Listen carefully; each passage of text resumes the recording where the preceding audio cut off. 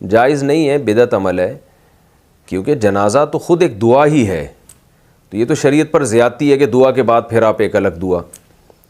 نبی صلی اللہ علیہ وسلم، صحابہ کرام، تابعین، تبع تابعین، ائمہ مجتہدین، اسلاف میں کہیں بھی ثابت نہیں ہے کہ نماز جنازہ کے بعد انہوں نے دوبارہ سے اجتماعی دعا مانگی ہو وہاں کھڑے ہو کر، تو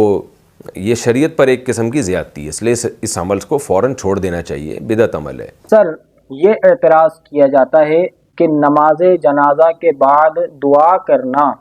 نماز جنازہ کے بعد میت کے لیے دعا کرنا ہاتھ اٹھا کر، یہ بدعت ہے، اور نبی کریم علیہ الصلوۃ والسلام اور صحابہ کرام علیہم رضوان سے اس کا کوئی ثبوت نہیں ملتا۔ یہ اعتراض کرنے والے جب عام عوام سنت کے سامنے یہ اعتراض کرتے ہیں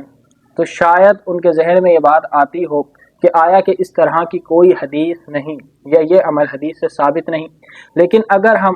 حقیقت کی طرف نظر کریں اور علم کی اور تحقیق کی روشنی میں اس بات پر غور و فکر کریں تو ہمیں معلوم ہوگا کہ نبی رحمت صلی اللہ علیہ وسلم نے خود اس بات کی تعلیم دی ہے کہ نماز جنازہ کے بعد دعا کی جائے، جیسا کہ یہ امام ابو داؤد رحمۃ اللہ تعالی علیہ کی کتاب ہے سنن ابی داؤد، اور یہی روایت امام ابن ماجہ نے اپنی کتاب سنن ابن ماجہ کے اندر بھی نقل کی ہے۔ نبی رحمت صلی اللہ علیہ وآلہ وسلم نے ارشاد فرمایا،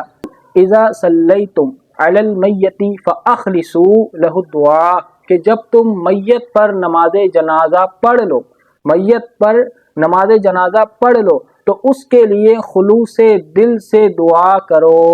اس کے لیے خلوص دل سے دعا کرو جب تم میت پر جنازہ پڑھ لو۔ اس حدیث پاک سے یہ بات بالکل ثابت ہو جاتی ہے کہ جنازے کے بعد اگر کوئی میت کے لیے دعا کرے تو وہ بدعت نہیں بلکہ رسول اللہ صلی اللہ علیہ وسلم کے حکم پر عمل کر رہا ہے۔ اللہ تعالیٰ سے دعا ہے کہ ہمیں حق بات سمجھنے، عمل کرنے کی توفیق عطا فرمائے۔ وما علینا الا البلاغ المبین۔